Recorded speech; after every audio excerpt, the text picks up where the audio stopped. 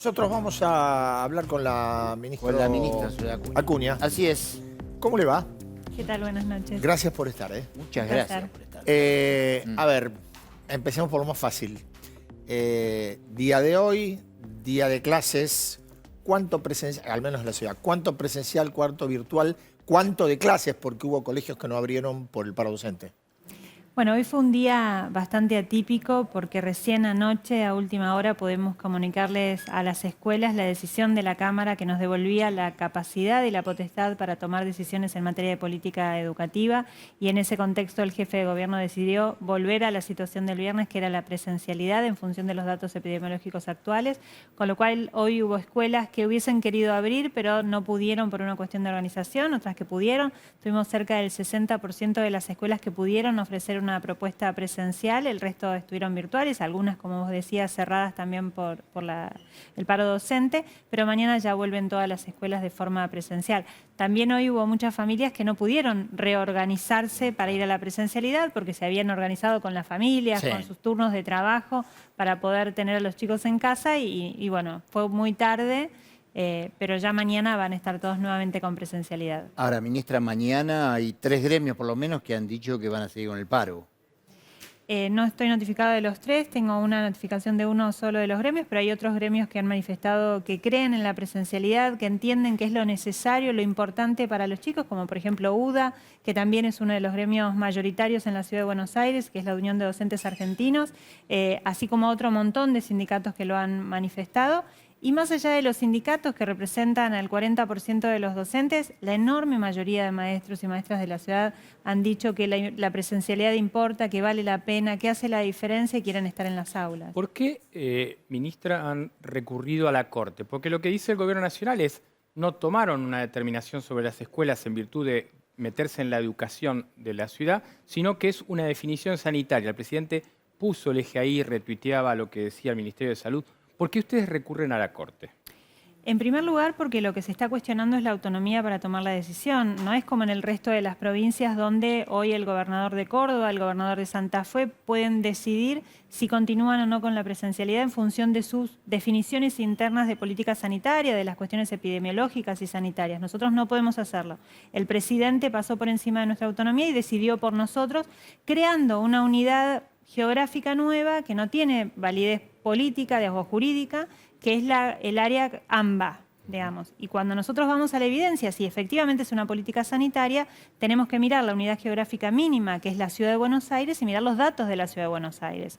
Y cuando mirás los datos de la Ciudad de Buenos Aires, no solamente ves que la escuela no es un lugar de contagio, sino que es un lugar seguro, lo ha dicho el ministro Trota, lo ha dicho la ministra Bisotti, lo han dicho todos los especialistas, lo demuestra nuestra evidencia, sino que también el segundo aspecto que le preocupaba al presidente, que era la movilización en torno a las escuelas, los datos de la ciudad demuestran que las familias en la ciudad no utilizan el transporte público para ir a la escuela. Entonces, lo que decimos es, déjennos tomar, como una ciudad autónoma que somos, las decisiones de política educativa en función de las condiciones sanitarias, que dicen que hoy no es necesario todavía tomar la decisión de restringir la presencialidad. Entonces, por eso recurrimos a la Corte. Usted recién utilizaba la palabra todavía. Digo, el gobierno tiene previsto, el gobierno de la ciudad, tiene previsto, en la medida en que escale esta situación de contagios, tiene previsto un plan B, un plan C, tiene previsto incluso decir, y bueno, si hay que cerrar, cerramos.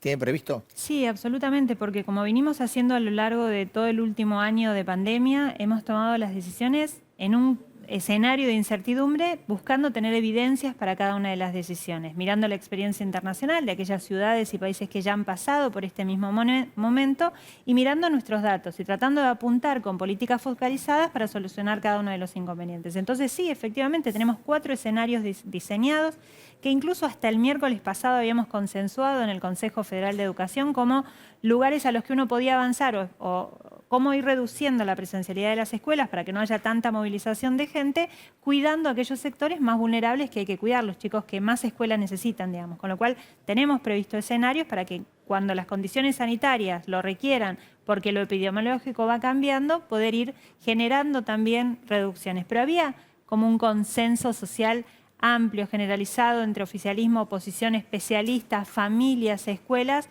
respecto a que si hay algo como el crédito epidemiológico, si existiese algo así, todos habíamos consensuado que teníamos que dárselo a la educación y que las escuelas iban a ser lo último que cerraran, pudiendo tomar otras decisiones antes para poder reducir la movilización y bajar así las tasas de contagio. Ahora, ministra, esta nueva etapa, esta situación en la cual bueno, puede ir a una situación de presencialidad y a una parte de virtualidad, ¿contempla en el tema central, que es el de los contagios en estos días, algún control adicional para los chicos o para las burbujas o cómo van a funcionar de ahora en más?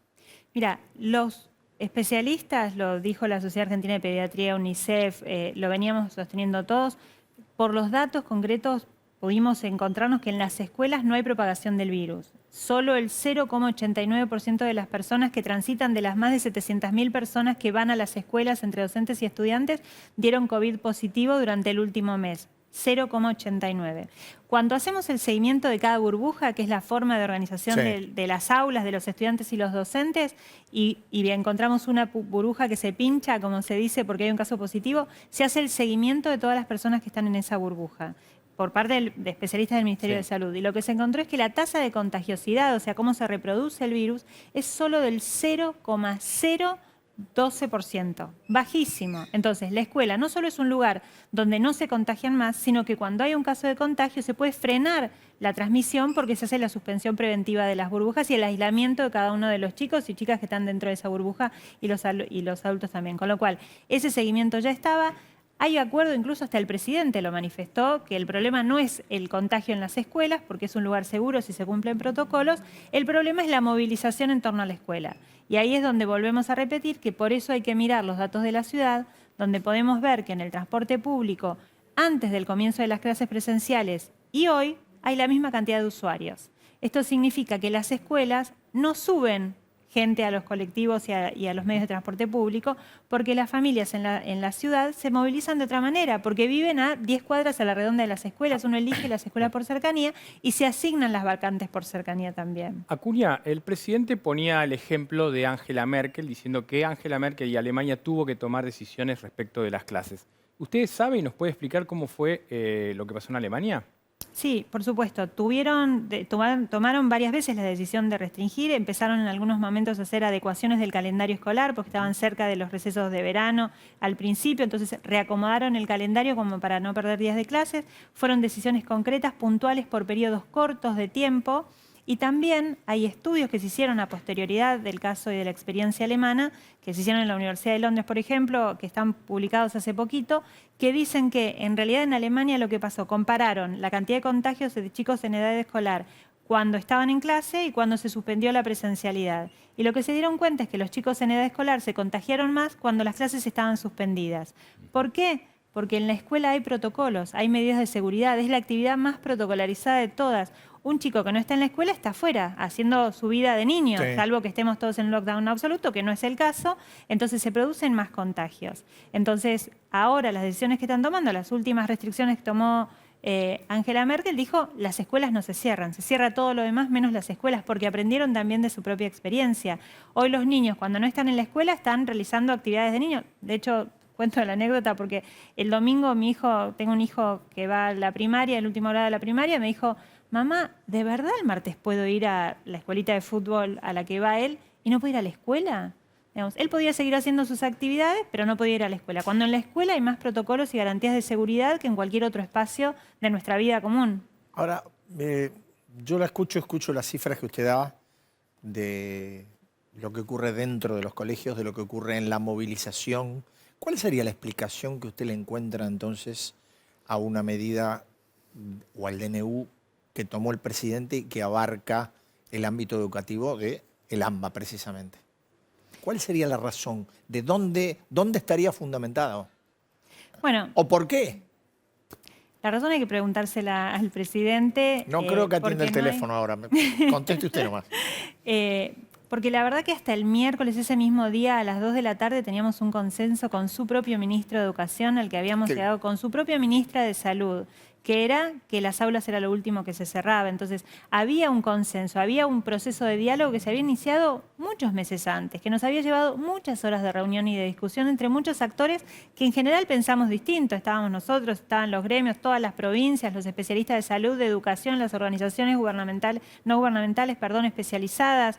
Y todos habíamos consensuado que, siendo el aula un lugar seguro, era lo último que tenía que cerrarse. Entonces, el presidente tomó una decisión sin tomar en cuenta las consideraciones de todos los que habíamos hablado hasta ese momento, incluyendo su propio gabinete. Y mirando, insisto, porque esto es lo que también estamos discutiendo, una unidad geográfica que no existe jurídicamente. No, es eso es AMBA, cierto. digamos. Y realmente hay muchas cosas que obviamente para las políticas públicas pueden tomarse considerando el área metropolitana porque las personas viven acá, viven en la provincia y trabajan acá, o vivimos acá y trabajamos en provincia. Hay circulación permanente. De hecho, la población de la capital es 3 millones duermen, pero otros 3 vienen y salen todos los días. Entonces hay políticas que se toman en conjunto. Ahora, en materia educativa y en el medio de una pandemia donde estamos analizando la movilización, tenemos que mirar los datos de la ciudad, quienes asisten a las escuelas de la ciudad. Y cuando mirás esos datos te das cuenta que no es un problema que agrave la situación de los contagios en las escuelas. Ministra, los chicos se pasan un año sin ir a la escuela, o sea, hubo una educación virtual, una educación por internet. ¿Hay algún indicador, digo, en medio de una pandemia, una situación de pandemia tan difícil, ¿hay algún indicador que marque el nivel de aprendizaje de un chico por Zoom, para decirlo de alguna forma, y la presencialidad? Sí, y te digo que son las razones más importantes por las cuales el jefe de gobierno insiste tanto con sostener hasta lo último que sea posible en términos de lo epidemiológico las clases presenciales. Nosotros el año pasado, a fin de año, hicimos una evaluación con calificación para saber cuál era el punto de partida sobre el cual teníamos que planificar el resto de las políticas para este año. Y en esas evaluaciones nos encontramos, desde el punto de vista de los aprendizajes, que la mitad de los chicos de secundaria de la Ciudad de Buenos Aires estaban en condiciones de repetir. Si no hubiésemos aprobado que todos pasaban de año en un escritorio, como se dice en el fútbol. El 50% debían más de 2 materias, estaban en condiciones de repetir. A nivel primario se duplicó la cantidad de chicos y chicas que promocionaron, pero en una figura que se llama promoción acompañada, que es chicos que todavía no tienen consolidado todos los saberes que se espera para esa altura, que se les da un tiempito más para que sigan profundizando y si no los logran alcanzar, tienen que repetir. Se duplicó respecto al 2019. Respecto a las cifras de equidad, de igualdad, lo que garantiza la escuela como un lugar donde todos accedemos de distintos lugares, pero tenemos un piso común para a partir de ahí seguir desarrollándonos, el 25%, aumentó un 25% la cantidad de chicos y chicas que abandonaron la escuela o que están a punto de abandonarla si no lo seguimos personalmente. ¿En todos los niveles? En todos los niveles, fundamentalmente el nivel secundario, que es el que es más difícil recuperar y donde más chicos tuvieron trayectorias muy vulnerables, chicos que no pudieron dar cuenta de 8 o más asignaturas cuando tienen 11 o 13 asignaturas. El miércoles pasado fue cuando usted habló con los otros ministros y con el ministro Trota. Le mandó un mensaje con todos los otros días y, como se dice en la jerga de WhatsApp, le clavó el visto. ¿Hubo alguna novedad de ayer y hoy en la comunicación con Trota? No, todavía no. Estamos esperando que nos confirme si tenemos una audiencia. No ya para hablar de este tema, porque es obvio que quizás no podemos ponernos de acuerdo en esto, pero sí tenemos un montón de temas más para seguir trabajando en conjunto, un montón de temas que necesitan de diálogo, que necesitan de consensos, y donde yo apuesto a como el año pasado, que empezamos desde lugares muy distantes respecto a la mirada sobre lo que había que hacer, si cerrar las escuelas o abrir las escuelas en pandemia, y logramos ponernos de acuerdo. Yo creo que tenemos que seguir intentando dialogar para poner los puntos de vista sobre la mesa, para encontrar puntos en los que sí podemos ponernos de acuerdo y seguir avanzando, porque la realidad lo amerita, la altura de la historia requiere esos esfuerzos. Así que vamos a seguir esperando la confirmación de la audiencia. Ahora, ¿usted piensa que, tomando los datos que usted daba sobre afectación del coronavirus en alumnos, en movilidad, quizá la razón de la decisión política tenga que ver con que esa misma realidad en el conurbano es muy distinta? Es que es distinta, por eso tienen que tomarse decisiones diferentes. De igual manera que nosotros decimos que no es lo mismo un niño de 10 años, su conducta y las tasas de contagio en esa edad, que un joven de 19 años, su conducta y la tasa de contagio en esa edad, no podés tomar decisiones similares en estas dos situaciones, no podés comparar una realidad de la Ciudad de Buenos Aires con la realidad de La Matanza, por ejemplo. Digo, cuando el presidente dice, si miramos los números de la tasa de contagio de 10 a 19 subió abruptamente en los últimos meses desde que volvió a la presencialidad, uno puede decir, bueno, sí es cierto, pero cuando uno mira por las edades de contagio, te das cuenta que el salto más grande en el caso de Ciudad de Buenos Aires es a partir de los 16 años. Son chicos que están en los últimos años de la secundaria. Bueno, si ese es el foco que tenemos que trabajar, tomemos medidas para ese grupo cuando haga falta. Pero no afectemos a los chicos más chicos en términos de autonomía, que necesitan más escuela, que no han podido consolidar la alfabetización básica después de un año de educación remota. Entonces, así como en las edades diferentes se requieren decisiones diferentes, para las jurisdicciones con realidades distintas se requiere lo mismo. El año pasado teníamos el ejemplo cuando el gobierno nacional pretendía tomar decisiones de política educativa en un todo junto, que era el país en general, y tomar decisiones. Comparábamos las situaciones. Nosotros decíamos, podemos volver en la ciudad con clases al aire libre. ¿Se acuerdan que una de nuestras primeras propuestas fue vamos al aire libre? ¿Qué dijo la de Santiago del Estero? No, yo tengo 50 grados de temperatura. ¿Y qué dijo la de Santa Cruz? No, acá tengo temperaturas bajo cero. Bueno, por eso que es tan gráfico, que no podemos pensar una misma política para todos, en esto se da lo mismo. No se trasladan igual, no se comportan igual, no se asignan igual las vacantes. Se necesitan decisiones que apunten a solucionar los problemas, sino que generalicen y afecten a quienes no tienen que afectar. Ministra, desde lo político, ¿cuánto pesó el fallo de la justicia y cuánto el chat de mamis? No, la verdad que la presión del chat de mamis y papis, porque los papás también están en los chats y se hacen cargo de la cuestión de la educación de sus hijos, la verdad que aunque hubiese sido y era una presión muy fuerte y sentíamos una responsabilidad muy grande en nuestros hombros, porque las familias lo que estaban poniendo en voz alta eran las necesidades de sus hijos. Los chicos hicieron todo bien hasta ahora, hicieron todo bien. Y son a los que más castigamos, aunque esta pandemia es a los que menos afecta desde la salud. ¿No se cambian los barbijos? Entonces, ¿No se cambian los barbijos? No solo no se cambian los barbijos, sino son los que nos enseñan a los adultos cómo comportarnos en estas situaciones. Pero digo, aunque esa presión era muy grande y la responsabilidad que sentíamos era muy grande, y aunque como personas que somos, yo como mamá, Horacio como papá, cada uno de nosotros como seres humanos también entendíamos la importancia, sabíamos que no íbamos en un Estado de Derecho a incumplir una norma. Entonces, más allá de la presión que tuviésemos de la sociedad y la responsabilidad que sentíamos, si la norma seguía vigente, nosotros la íbamos a cumplir. Y más en términos educativos, porque en la escuela formamos ciudadanos, enseñamos a vivir en democracia. Entonces, no podemos hacer que una escuela no cumpla una norma, aunque nos parezca injusta, aunque no nos parezca correcta. Lo que hay que hacer es ir a los canales institucionales para cuestionar esa norma, que es lo que hicimos, ir a la justicia. Entonces, si no hubiese estado el fallo, nosotros hubiésemos acatado la norma. Y dígame, ¿usted cree que se vuelve de esto? No lo digo en términos de clases sí, clases no, sino creo que la verdad que se plantea la educación como casi una guerra entre dos contendientes políticos, ¿no?